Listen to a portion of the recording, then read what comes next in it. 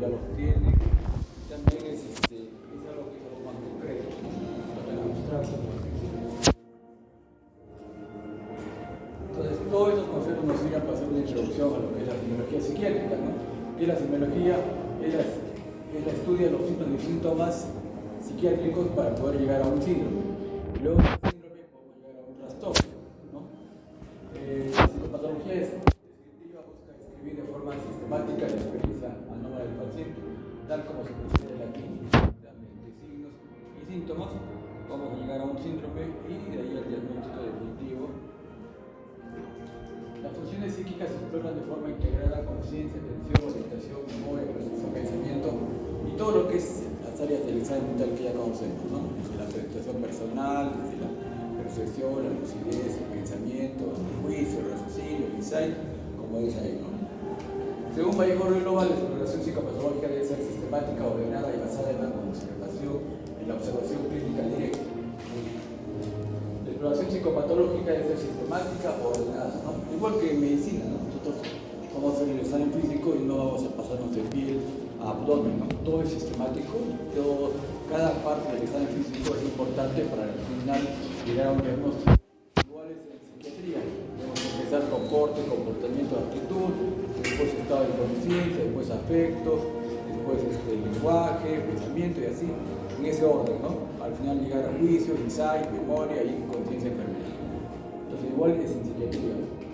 La entrevista clínica y el examen del estado mental son las herramientas fundamentales de evaluación psicopatológica, como ya he dicho. Por primera parte vamos a ver lo que es psicopatología de la conciencia. Concepto de conciencia. La conciencia es un fenómeno biológico que consiste en el apercibimiento de poseer experiencias subjetivas, sentimientos y pensamientos, ¿no? Según este autor. Su característica primordial es la cualidad subjetiva y privada, la ontología en primera persona o subjetividad ontológica. Desde la perspectiva neurocientífica, la conciencia depende de la integridad del sistema retículo activador ascendente y la corteza cerebral, ¿no?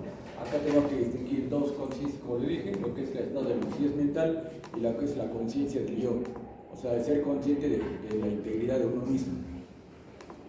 Jasper distinguió entre conciencia como totalidad de la vida psíquica, conocimiento de sí mismo y conciencia del objeto, intencionalidad, ¿no? No es lo que le estoy diciendo. El compromiso de la conciencia representa una de las situaciones más dramáticas de la urgencia médica.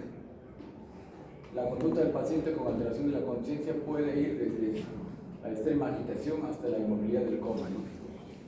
El estado de conciencia puede haber un estado del paciente que esté con alteración de la conciencia, presentando un delirio, un estado de agitación psicomotriz, o al contrario, un estado de total inhibición que puede llegar hasta el coma profundo.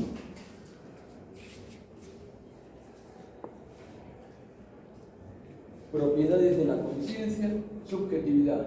La conciencia es siempre una experiencia personal e intransferible del individuo, no se puede comparar con otra persona.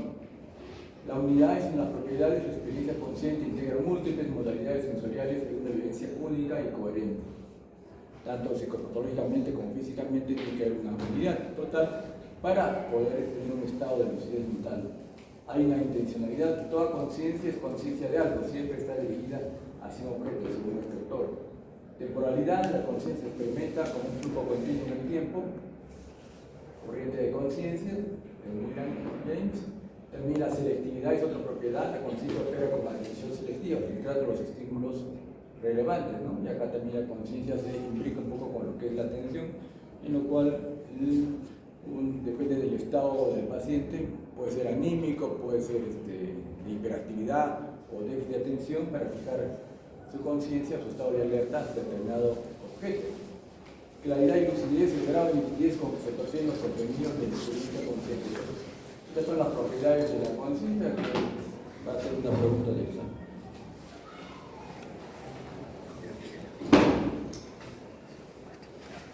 Aquí tenemos la clasificación de los trastornos de la conciencia: alteraciones cuantitativas y alteraciones cualitativas.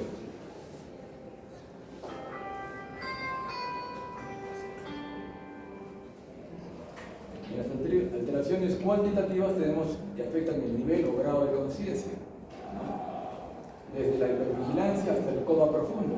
Tenemos estos grados, ¿no? Con nubilación, cuando hay un estado de confusión mental, el paciente por momentos parece estar orientado, por lo menos desorientado. Somnolencia, cuando ya el paciente tiende a dormir, tenemos que despertarlo, pero todavía despierta ante el estímulo.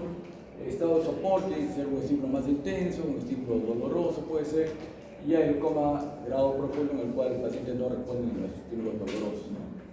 En cambio, las alteraciones cualitativas afectan el contenido o campo de la conciencia. Ahí tenemos el estado crepuscular, la confusión mental, el estado miroide, el delirio y las alteraciones de la conciencia del yo.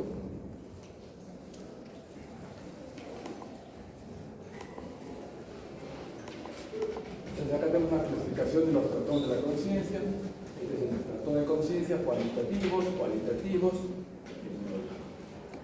Entre los cualitativos está la obnubilación que dijimos, la somnolencia, el sopor, el coma, el estado crepuscular, la condición mental, el estado tiroide.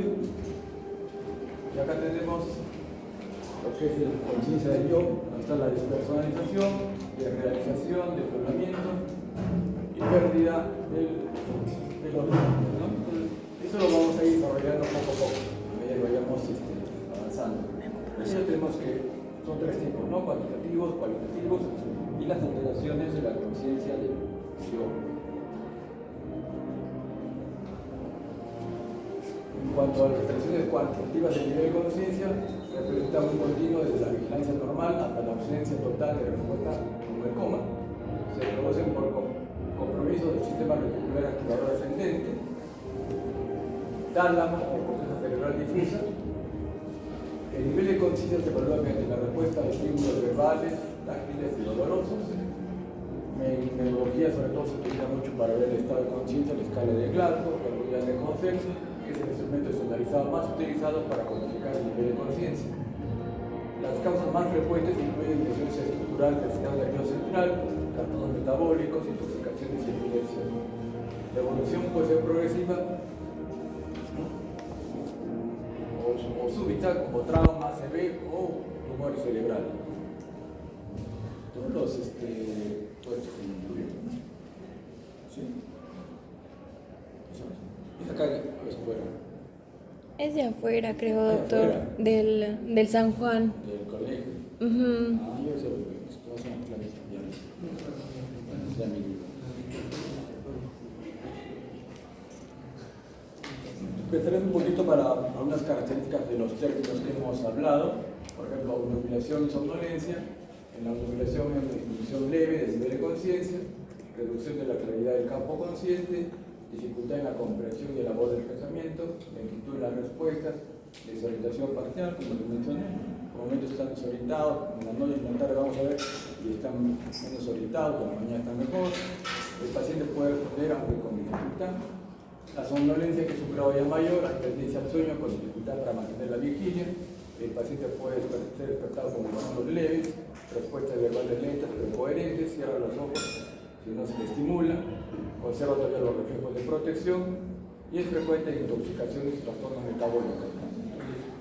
En nuestro caso es frecuente encontrar un paciente con somnolencia cuando nos hacen la interconsulta y el paciente se ha tomado 20 tabletas de clonazepam o diazepam, por ejemplo, ¿no? Entonces nos piden que le hagamos la evaluación, pero como le vamos a hacer la evaluación si el paciente está todavía intoxicado, ¿no? Entonces está en estado de somnolencia, hablamos con la familia, pero tenemos que regresar después para hablar con el paciente, ¿no? Porque en ese estado no se le puede valorar, que es generalmente el estado con mayor frecuencia encontramos en los pacientes en psiquiatría de emergencia cuando nos llaman por intento de suicidio, por ejemplo. En cuanto al sopor, se puede también decir sopor neurológico, solo responde estímulos vigorosos o dolorosos, hay una ausencia de actividad espontánea, las respuestas son primitivas y retiradas, hay incontinencia escriteriana frecuentemente y puede haber respuestas motoras inespecíficas, ¿no? Y en el estado de coma ya hay ausencia total de respuesta consciente, en el grado 1 la respuesta a estímulos dolorosa con movimiento, en el grado 2 respuesta con posturas anómalas, ya acabaría una decorticación de celebración, en el grado 3 solo reflejos trombocefálicos y en el grado 4 ya hay una reflexión total sin función respiratoria autónoma, ¿no?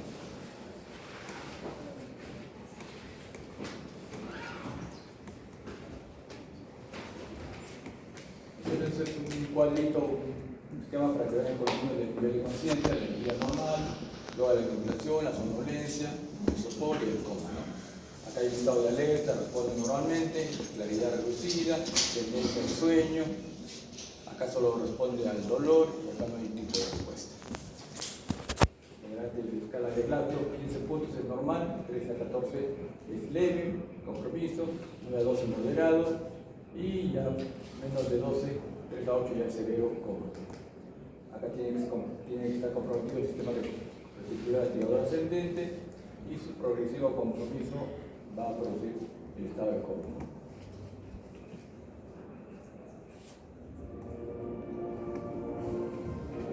Esta es la escala de Glasgow, ¿no? Entonces valora la apertura ocular, la respuesta verbal y la respuesta motora. Entonces vean el puntaje que se le da. La apertura ocular espontánea 4 puntos, a la orden verbal 3 puntos, al dolor 2 puntos, ninguno punto. En cuanto a la respuesta verbal, orientado 5 puntos se le pone, confuso 4, palabras inapropiadas 3 puntos, sonidos incomprensibles 2, ninguna 1, y la respuesta motora obedece órdenes 6 puntos, localiza dolor 5, se retira el dolor 4, flexión anormal 3, extensión 2 y un punto de ninguno, ¿no? Entonces, según ese puntaje, lo que hemos visto en la diapositiva anterior, vamos a ver el estado de coma del paciente. En cuanto a las alteraciones cualitativas de la conciencia, vamos a ver que afectan el contenido o campo de la conciencia, no solo su nivel, el paciente puede estar despierto, pero con una vivencia alterada de la realidad, ¿no? Ahí está el delirio, por ejemplo, ¿no? Estado crepuscular, estrechamiento del campo de la conciencia con conservación de conductas automatizadas frecuente en epilepsia temporal. El estrechamiento del campo de la conciencia y el paciente puede presentar esto en estados posepilépticos o antes de la confusión, el estado de confusión mental que también se llama mencia, desorientación global, incoherencia del pensamiento, perplejidad y fragmentación de la vivencia, el estado tiroides, vivencias de tipo onírico, en sueño, que se mezclan con la percepción de la realidad, frecuentes en psicosis agudas, ¿no? Estos estados pueden dar amnesia posterior total o parcial del episodio. El diagnóstico diferencial requiere distinguir los trastornos disociativos de simulación. Muchas veces los pacientes con simulación tratan de evitar algunos de estos signos y síntomas para que puedan ser considerados como que tienen un problema orgánico, ¿no?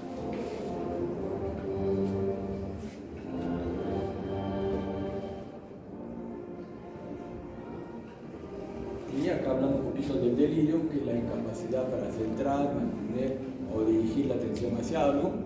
Y sobre el delirio puede haber síntomas de tipo neurológico, como temblor, asterixis, incontinencia urinaria, y aparte también se producen síntomas psiquiátricos.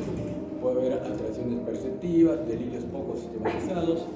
Las alteraciones perceptivas generalmente son de tipo visual en el delirio, ¿no? Entonces lo que nos diferencia mucho de los cuadros psicóticos en el que las alteraciones perceptivas son de tipo auditivo, ¿no? Como dice aquí, hay alteración aguda y fluctuante de la conciencia con déficit de atención, cambios cognitivos, alteraciones perceptivas, delirios agudos o agudo con pulso fluctuante. Generalmente la primera vez aparece el atardecer o el anochecer y va variando a lo largo del día, ¿no? El delirium generalmente es mucho más complicado a partir de las 5 de la tarde y el paciente en la mañana puede estar completamente lúcido, pero a medida que va anocheciendo el paciente por pérdida de los estímulos sensoriales va a entrar en este estado de confusión mental. Características clínicas: inhibición, pensamiento desorganizado, alteración del sueño, ciclo vigilia, alucinaciones, planeación visual, como le dije. Este es un síntoma fundamental, ¿no? La alteración del ciclo sueño-vigilia, en el cual el paciente duerme de día y en la noche está totalmente despierto y a veces está agitado, ¿no? Formas clínicas: hiperactivo, agitación, vigilancia, hipoactivo, letargia, apatía, mixto, ¿no? Entonces, como ya creo que comentamos, el hiperactivo, por ejemplo, el delirium tremens, hipoactivo generalmente puede ser por un tumor cerebral, ¿no? Etiología multifactorial, infecciones, alteraciones metabólicas, fármacos, utilización de sustancias, postquirúrgico. Es una urgencia médica, requiere identificar y tratar la causa subyacente. La mortalidad significativa es alta si no se trata, ¿no? Entonces, acá lo que tenemos que tratar es la causa que está ocasionando el delirio, ¿no? Es la infección, es el desbalance hidroelectrolítico, es la tumoración que está ocupando espacio. Entonces, curando la causa, el delirio tiende a desaparecer poco a poco y el paciente después solo recordar algo vago o no recuerda o le parece como un sueño, ¿no? Es lo que generalmente se le pregunta al paciente después que ha pasado por un delirio, no recuerda bien lo que ha pasado.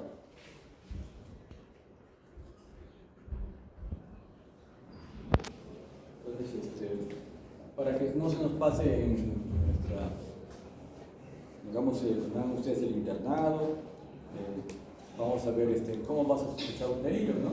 Proceso diagnóstico del delirio, primero hay una sospecha clínica, cambio agudo del estado mental, ¿no? Generalmente en los trastornos psiquiátricos el inicio es insidioso, ¿no? Pues, si preguntamos al paciente, nunca nos va a decir que ha estado completamente bien y la esquizofrenia o el trastorno psicótico ha aparecido hace un día, 2 días, ¿no? Generalmente el inicio es insidioso ya con cambios de comportamiento o aislamiento social, o de repente el paciente se torna muy irritable, agresivo, ¿no? Entonces, en cambio el delirio suele ser súbito, ¿no? Se hace una evaluación con este test de evaluación del estado mental, la confusión, y eso nos puede llegar a cuatro tipos de situaciones, ¿no? El inicio agudo del pulso fluctuante, la inacción, la atencional, el pensamiento desorganizado, la alteración del nivel de conciencia. Y acá tenemos que hacer estos criterios CAM, que requiere 1, 2, 3 o 4, delirio confirmado, buscar la etiología. Si no está confirmado, tenemos que reevaluar y hacer un diagnóstico diferencial, ¿no? Y acá, para poder confirmar el diagnóstico, tenemos que hacer un examen de laboratorio, hemograma, electrolitos, función renal, hepática. Puede ser que esté elevada, por ejemplo, alterada la glucosa, o que la creatinina esté en 7, 8, entonces ya podemos conocer la causa del delirio, ¿no? Una reacción farmacológica, fármacos tóxicos, muchos fármacos también, por ejemplo, corticoides, por ejemplo, anticolinérgicos. En el hospital vemos mucho delirio por intoxicación por anticolinérgicos, porque a veces han tomado veneno para ratas el paciente, entonces tenemos que anticolinérgicos para contrarrestar el efecto, pero a veces no se monitoriza bien el uso de estos fármacos y puede entrar el paciente en un estado de delirio, y a veces el paciente en ese estado se ha arrojado del segundo o tercer piso, ¿no? Entonces hay que tener cuidado también qué fármacos está tomando el paciente, ¿no? O de repente está tomando 2 o 3 fármacos que no son sí muy dañinos, pero que interactúan y potencian sus efectos colaterales, ¿no? Hacer una neuroimagen, una tomografía axial computarizada, una resonancia nuclear magnética, y el tratamiento básicamente es buscar la causa, medidas de seguridad y mejorar el ambiente del paciente con delirio, ¿no? Generalmente el paciente anda desorientado, a veces no reconoce a los familiares, entonces tratar de hacer el ambiente del hospital, o si está en su casa o está en el hospital, lo más familiar posible, con fotos, cuadros, algo que le recuerde a su hogar y le recuerde a los familiares, ¿no?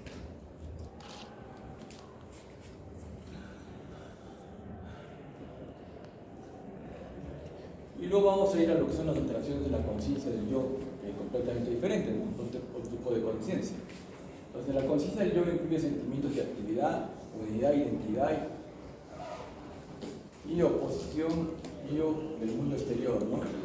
Es la conciencia que tenemos de nosotros mismos y la manera como concebimos el exterior y nos relacionamos. Acá pueden darse 2 clásicos que son la despersonalización y la desrealización, ¿no? Desrealización es cuando uno entra a un lugar habitualmente que siempre ha entrado, o desde esta aula, y de pronto tiene una sensación de extrañeza, no ve algo raro, como que algo ha cambiado, ¿no? Entonces, esa sensación de extrañeza es la desrealización, ¿no? Y la despersonalización es la evidencia de extrañeza respecto al propio cuerpo o procesos mentales. El paciente se siente como un autómata, o el paciente siente que puede ser, él mismo puede ver sus propios procesos mentales, ¿no? Como que hay una división. Y como le dije, la reacción se percibe como real, extraño, real. El derivamiento del yo experiencia de que el yo se ha dividido en 2 partes, una que actúa y otra que observa, lo que estaba comentando, pérdida de los límites del yo, fusión con el entorno, difusión del pensamiento, disposición del pensamiento.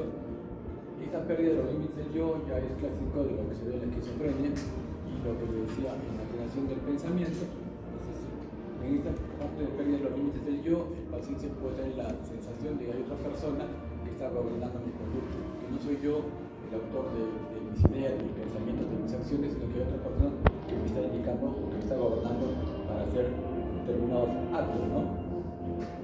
También está lo que se llama ahí la difusión del pensamiento. Otras personas pueden captar lo que yo estoy pensando, o yo puedo captar lo que piensan las demás personas, ¿no? O alguien me está leyendo el pensamiento. Entonces todo esto es lo que tiene que ingresar dentro de los pérdidos de las límites del yo. Esto es lo que se da en la esquizofrenia.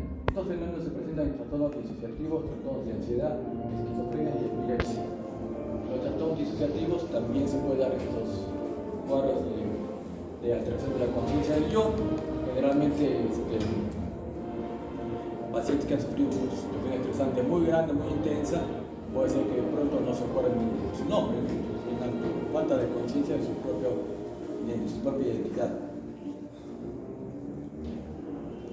Cuadros de epilepsia también, cuando están en estado positivo, a veces puede suceder eso también.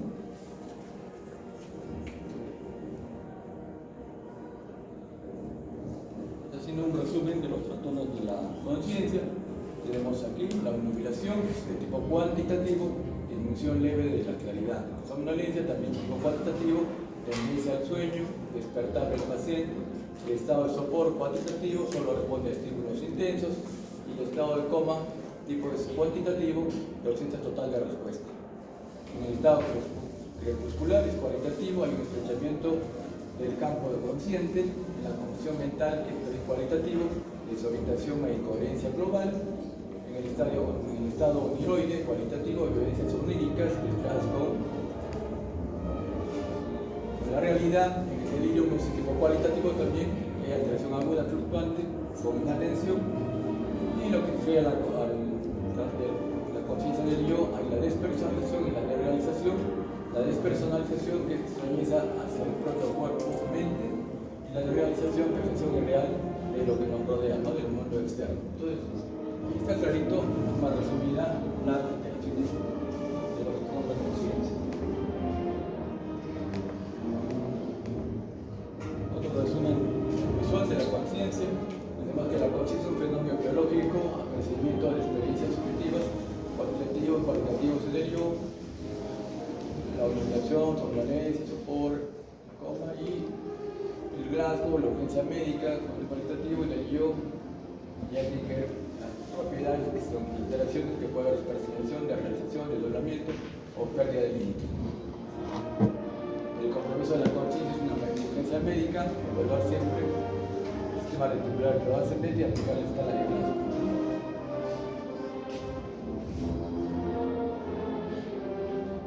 Vamos a ver lo que es la psicología de la atención,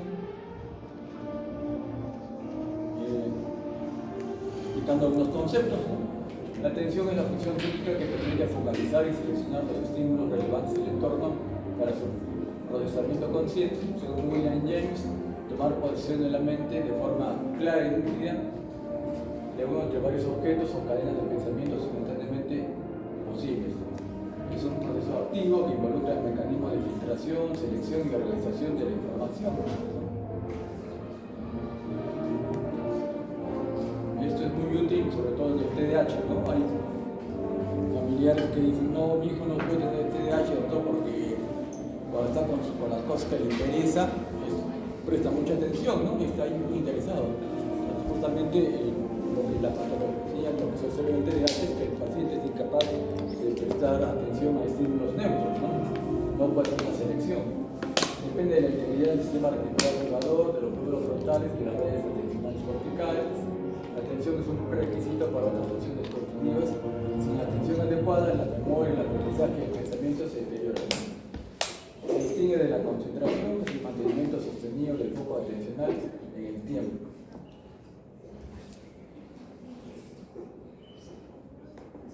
Tipos de atención. Tenemos la atención espontánea, pasiva o voluntaria, lo que podemos captar sin tener muchas ganas, digamos, ¿no? La atención voluntaria, dirigida conscientemente a un estímulo o tarea específica. La atención selectiva focal, capacidad de centrarse en un estímulo particular, dejando de lado los distractores.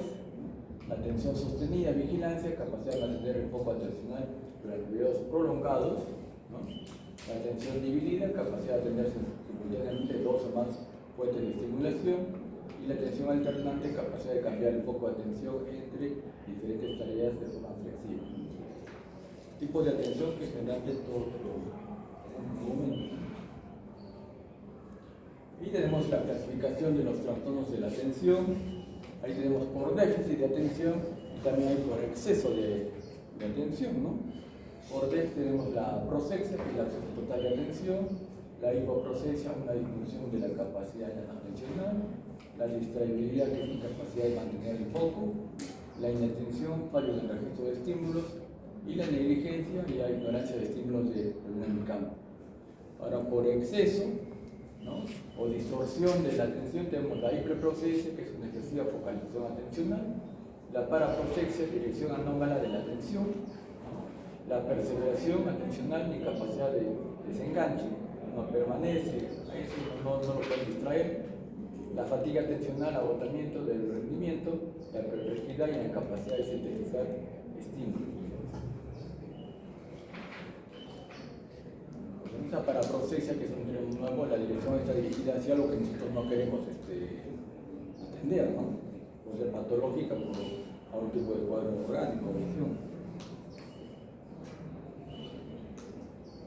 Dentro de estos trastornos de atención, tenemos por déficit nuevamente la prosexia, la hipoprosexia, la distraibilidad, la inatención, la negligencia, y repitiendo la hiperprosexia, la paraprosexia, la perseveración, la fatiga y la perplejidad por exceso, ¿no? Insistiendo en un poquito cada uno de ellos, vamos a describir algunas características. La hipoprosexia y la prosexia. La prosexia es la abolición total de la atención, que el paciente no puede fijar ni mantener la atención en ningún estímulo, se está en estados de coma y estupor profundo, ¿no? Si bien es cierto que en el delirio hay una alteración, una incapacidad para mantener, centrar y dirigir la atención hacia algo, el paciente logra prestar atención a algunos estímulos, ¿no?, pero no puede mantenerlo. En la prosexia hay una abolición total. La hipoprosexia, disminución de la capacidad atencional en sus distintos componentes, selección, sostenimiento, alternancia. Aquí podría estar el delirio, se manifiesta como dificultad para concentrarse, facilidad para distraerse, dificultad para completar tareas. Causas orgánicas, trastornos metabólicos, lesiones cerebrales difusas, intoxicaciones, demencias. Causas funcionales, depresión mayor, la pseudodemencia. Hay cuadros depresivos que son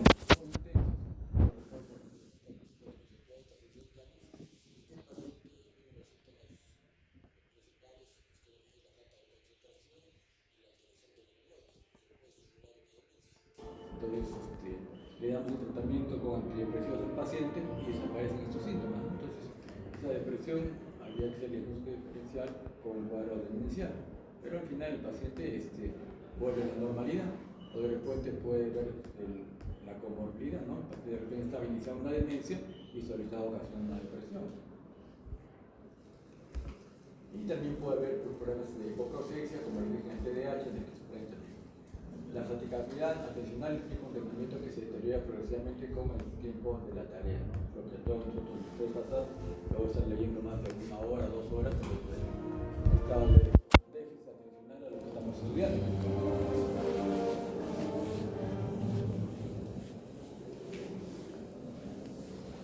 ¿Y qué es la hiperprosexia? ¿No? Todo lo contrario, cuando se presta demasiada atención a determinados estímulos, es un aumento normal de la atención que puede ser en amplitud, hipervigilancia o en focalización, concentración excesiva, ¿no? Un estado de hipervigilancia que estamos atentos a cualquier tipo de estímulo, ¿no?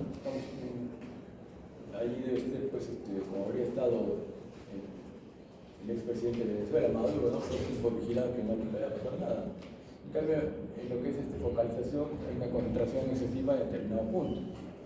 La hiperprosexia, con amplitud aumentada, el paciente capta simultáneamente múltiples estímulos, pero de forma superficial, típica del episodio maníaco. El paciente está con una gran atención a muchos estímulos, ¿no?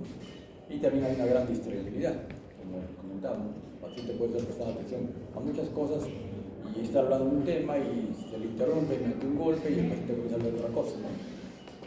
Hiperprosexia con focalización aumentada, atención excesivamente concentrada en un tema o objeto.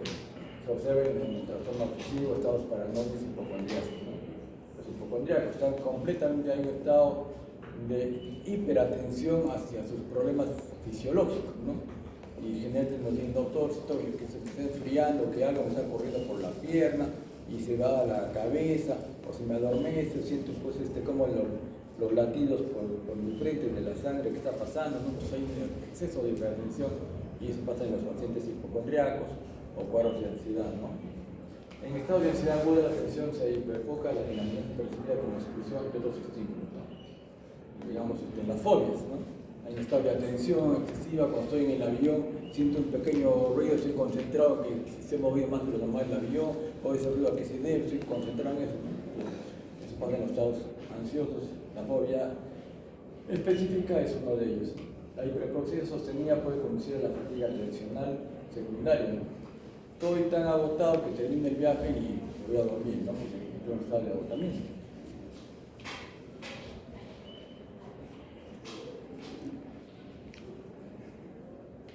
¿Qué es la paraprosexia y la distraibilidad? La paraprosexia es la dirección anómala de la atención hacia estímulos no relevantes, ¿no?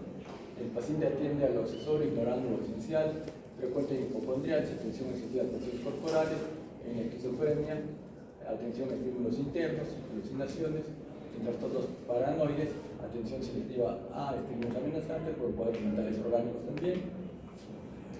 La distraibilidad.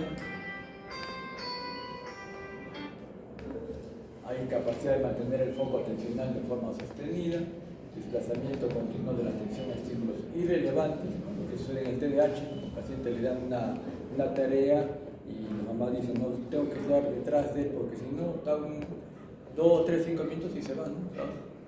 Otros estímulos presta atención y deja de hacer lo que está haciendo, ¿no? Característica cardinal del TDAH, como les dije, en niños y adultos presentan episodios maníacos y hipomaníacos, también se puede dar.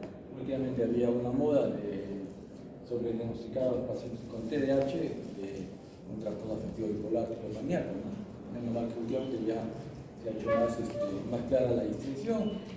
Se evalúa con pruebas de rendimiento continuo.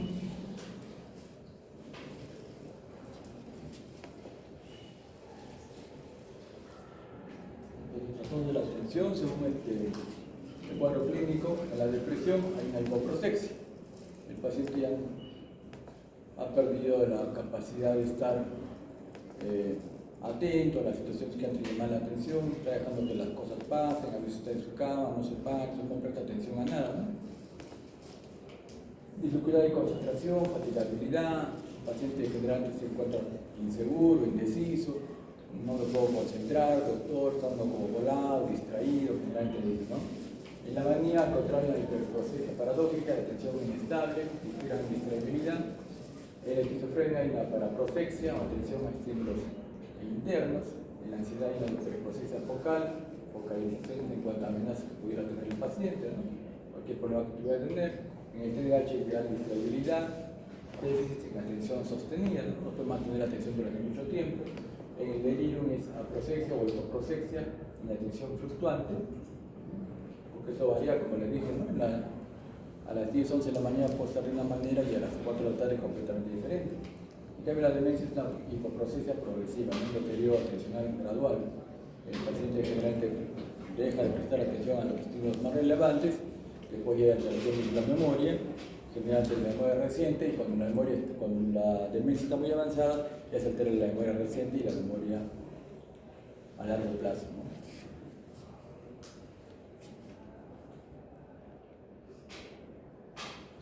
¿Cómo vamos a evaluar clínicamente la atención? La evaluación de la atención forma parte del examen del estado mental y con pruebas neuropsicológicas podemos completar su atención.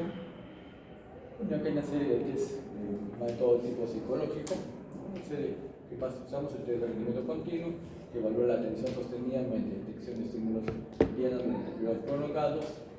La observación clínica durante la entrevista es fundamental, capacidad de seguir la conversación, distraibilidad, necesidad de repetir preguntas, ¿no? Entonces, si hay un problema de atención marcado, clínicamente lo podemos detectar, y si no están marcados, sospechamos que hay un déficit de atención, podemos utilizar uno de los test que están en el diapositivo.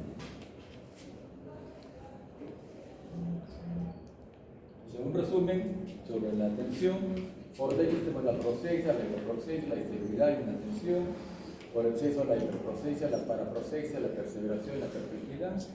Las alteraciones atencionales atraviesan la mayoría de los trastornos psíquicos y neurológicos. Y vamos a ir allá a inteligencia. El concepto de inteligencia. La inteligencia es la capacidad global del individuo para actuar con propósito, pensar racionalmente y habituarse eficazmente a su medio, señor Wesher, ¿no? Es uno de los que hizo el test de inteligencia. Entonces la inteligencia puede ser evaluada mediante dos aspectos: uno es el cociente intelectual y otro es la capacidad de adaptación, ¿no? Puede haber alguien que tenga un poquito más de cociente intelectual pero menos capacidad de adaptación, entonces será socialmente menos notable, ¿no? No es una función unitaria, sino un conjunto de habilidades cognitivas, razonamiento abstracto, resolución de problemas, aprendizaje, adaptación, esta es la palabrita, inteligencia cristalizada, conocimientos adquiridos a través de la experiencia y la educación, se mantiene o mejora con la edad. La inteligencia fluida, capacidad racional de resolver problemas nuevos, independientemente del conocimiento previo, declina con la edad. La inteligencia está determinada por factores genéticos, neurobiológicos, ambientales y educativos. En psicopatología se distinguen los déficits del desarrollo intelectual, oligofrenias y de los periodos adquiridos, demencia. Entonces, pues, si es un paciente que es un niño, entonces vamos a pensar en un retardo mental. Si es un paciente que ha hecho una vida normal y comienza el deterioro, ya es un cuadro, pues, con un cuadro demencial. Lo que le dijimos, la evaluación de inteligencia, el cociente intelectual es la medida estandarizada más utilizada, que es la edad mental sobre la edad cronológica por 100, la fórmula externa. Actualmente se utiliza el CI de desviación media igual 100, desviación estándar 15, escala de Weyher, también escala de Weiss. Otras pruebas son matriz procesal de Raven. El cociente intelectual aislado no es suficiente, como les dije, debe complementarse con evaluación del funcionamiento adaptativo y de contenido sociocultural, ¿no?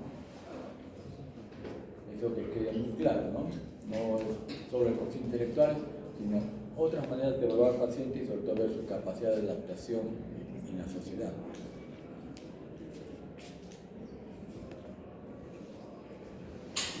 Y vamos a hablar un poquito de la discapacidad intelectual, la oligofrenia. La idea del desarrollo intelectual se inicia a los 18 años con limitaciones significativas en el funcionamiento intelectual y adaptativo. No es una enfermedad, sino un estado permanente de desarrollo intelectual incompleto que realmente presente desde el nacimiento o la primera infancia. Criterios diagnósticos: 6 significativo inferior a la media, menor de 70. Entre 70 a 90 se habla de una disminución del cociente intelectual, ¿no? Un estado límite, pero todavía no se habla de retardo mental, solo a partir de cuando se tiene menos de 70 puntos. También aparte de eso hay que ver si la conducta adaptativa y aparición durante el periodo de desarrollo. La etiología puede ser genética, como el síndrome de Down, el X frágil, fenilcetonuria, prenatal, infecciones tóxicas, perinatal, anáusia, prematuridad, postnatal, problemas postnatales, meningitis, TEC, epilepsia, o problemas durante el embarazo que ha tenido, o también en el nacimiento, nació asfixiado, con un marco muy bajo, o el paciente tuvo circular de cordón. Esas cosas pueden influir para que esa inteligencia se vea afectada. El diagnóstico diferencial incluye retraso madurativo, trastornos específicos en el aprendizaje, deprivación sociocultural y pseudodeficiencia. Clasificación de la discapacidad intelectual: tenemos el leve, moderado y grave. El leve, el cociente 50-69, moderado 35-49, grave 20-34, profundo menor de 20. La característica en el leve adquiere el lenguaje con retraso que pueden alcanzar independencia personal, ¿no? En la moderada ya sí es muy notoria, el lenguaje está limitado, necesitan supervisión, pueden aprender habilidades básicas. En el grave ya también no hay lenguaje, generalmente hay una dependencia total. Y en el profundo menor de 20, la comunicación mínima nula, dependencia total, malformaciones frecuentes, cuadros psicóticos en estos dos últimos, acaso reducales, entrenales, custodiales, ¿no? Entonces, estos dos graves y profundos generalmente dependen de una persona y pueden tener incluso para sus necesidades básicas, fundamentales, higiénicas, ¿no?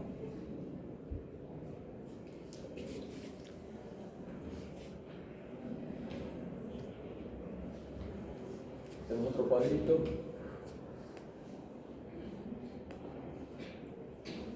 Es el desarrollo oligofrénico, lo que es el deterioro adquirido de demencia, ¿no? Acá hay problema cortical, como el Alzheimer, ¿no? Subcortical, como vascular, mixta como cuerpo de Levy, y reversible como el hipotiroidismo, falta de vitamina B12, o también la demencia por TEC, post-TEC, enfermedad que se da en los boxeadores, ¿no? Entonces, esos son los periodos cognitivos adquiridos y los más frecuentes que se pueden producir. Diferencia, oligofrenia, desarrollo incompleto y demencia, pérdida de lo adquirido, ¿no? Entonces, generalmente ver un paciente con demencia es como que vemos un paciente en un edificio que hay partes que están completamente intactas y partes que están totalmente deterioradas, ¿no? A diferencia de la oligofrenia, en el cual vemos que los cimientos están mal construidos del edificio, ¿no? Es una analogía. Las demencias, concepto, es un deterioro adquirido global y progresivo de las funciones intelectuales realmente normales por conservación del nivel de conciencia. A diferencia de la discapacidad intelectual, la demencia supone una pérdida de capacidades previamente adquiridas. Criterios que existen en la memoria, al menos una función cognitiva, ¿no? El lenguaje, apraxia, gnosia, función ejecutiva, respecto a la vida cotidiana. La clasificación etiológica degenerativa como Alzheimer, frontotemporal, cuerpos de Levy, vasculares también, infecciosas VIH, Creutzfeldt-Jakob, metabólicas, tóxicas, demencia reversible, 5-10%, como el hipotiroidismo, desde vitamina B12, la hidrocefalia a presión normal, normotensiva, la neurosífilis, su identificación precoz es crucial, y la evaluación incluye un examen mental, en imagen y estudios complementarios, ¿no? Entonces, lo clásico del Alzheimer es que haya apraxia, afasia, agnosia, ¿no? Que no se da en las demencias corticales. En las demencias corticales estos síntomas aparecen muy tardíamente. En cambio, en el Alzheimer sí son más notorios y más temprano detectar que el paciente tiene algunas de sus funciones ejecutivas alteradas, ¿no? Si le decimos, por ejemplo, a un paciente que coja una hoja, la doble en 4, la ponga en su rodilla y me la entregue para tener dificultades y completar toda la tarea, ¿no? Entonces, eso se ve en periodos relativamente iniciales del Alzheimer. En cambio, las demencias mixtas generalmente son ya posteriormente cuando ya tienen muchos años de evolución, ¿no? Las demencias vasculares generalmente los síntomas son mucho más rápidos, el inicio más brusco y se deteriora más progresivamente. En cambio, el Alzheimer el inicio es más insidioso y el deterioro es más progresivo, ¿no?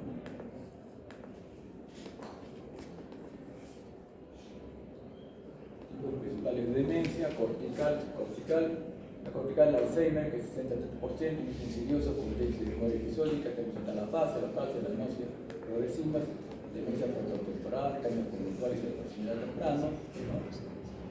Atrofia cortical. Entonces, en la demencia cortical, un síntoma clásico es que el paciente anda desinhibido, ¿no? Entonces, el paciente que está en la calle, que lo vemos y que de pronto se desnuda, es exhibicionista, ha perdido ese freno que hay en el lóbulo prefrontal, entonces el paciente se cae. La demencia cortical, por ejemplo, la vascular, segundo tipo más frecuente, inicio escalonada, relación con el vascular, demencia por cuerpos de Levy también, enfermedad de Parkinson con demencia, es otro tipo de demencia cortical. Predomina la oligofrenia y la función ejecutiva.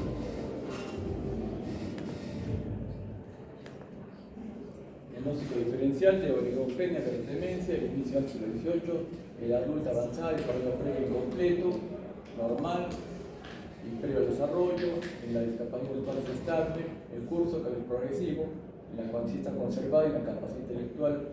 En la discapacidad intelectual, en cambio, la demencia está alterada, ¿no? El alterado del juicio, la memoria está limitada pero estable, deterioro progresivo, el lenguaje adquirido con limitaciones, acá la pérdida progresiva del lenguaje, la prevalencia es de 1 a 3% de la población general, la discapacidad intelectual, y la demencia 5 a 10% mayor de 65 años, ¿no?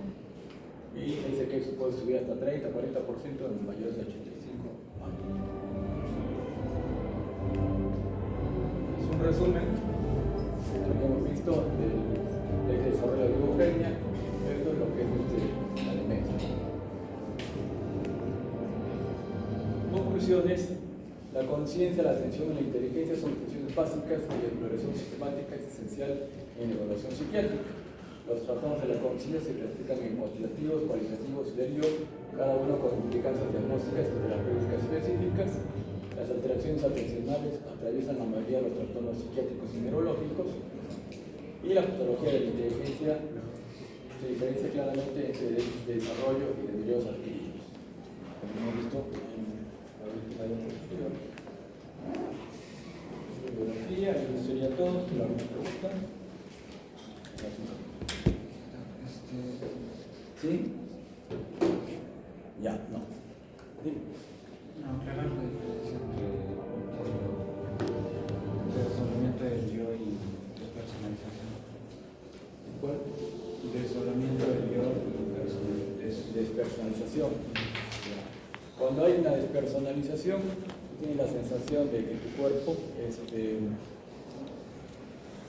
estás observando tus propios movimientos mentales, tus funciones mentales. Te sientes como un observador. En cambio, en el desdoblamiento del yo ya puedes adquirir otra personalidad. O sea, ahí viene lo que son las personalidades múltiples, que antes se conocían, ¿no? La despersonalización es más frecuente. En cambio, el desdoblamiento del yo, que ya son 3 o 4 personalidades dentro de una sola persona, entonces ya es más raro, ¿no? Muy bien, ¿alguna otra pregunta? ¿Sí? Personas con el déficit de atención, hay medicamentos, ¿no? Sí, claro que sí. Esos medicamentos en una dosis elevada, o sea, moderadamente elevada o altamente elevada, pueden generar lo contrario, como la hiperprocepción. Claro, primero hay que tener en cuenta el tratamiento para el déficit de atención, generalmente con estimulantes, ¿no? Ahí tenemos las anfetaminas o el metilfenidato, que son estimulantes para mejorar la atención.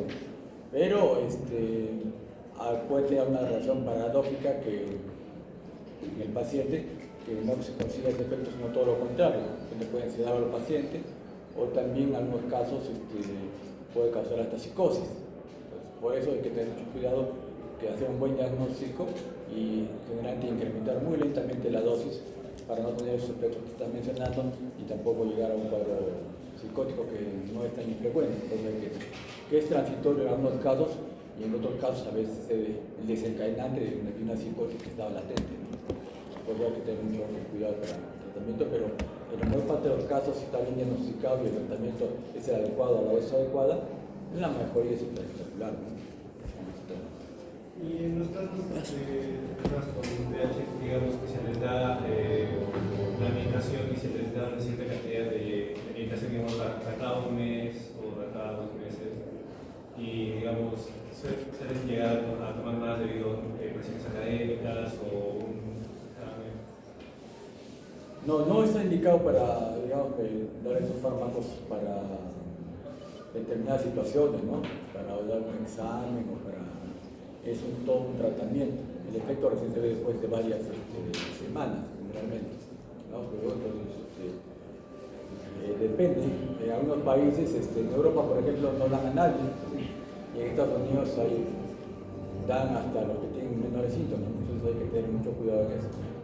Pero no es indicado. Para esos estados transitorios, para dar un examen, una evaluación, hay otro tipo de fármacos, ¿no? que se pueden utilizar, ¿ya? Pero que no son exactamente lo que sean para el TDAH. ¿Ya? Tienen alguna similitud, pero pueden ser retirados rápidamente. En cambio, los otros fármacos tienen otra distribución que es peligrosa. ¿Ya? Modafinilo, por ejemplo, algunos toman para estar alertas todo el día y quieren trabajar las 24 para ganar más plata y están tomando este tipo de medicamentos. Que tiene alguna similitud con metilfenidato, pero no es exactamente igual. En otros casos, algunas personas sí lo digieren. Ok, entonces ahí nos quedamos.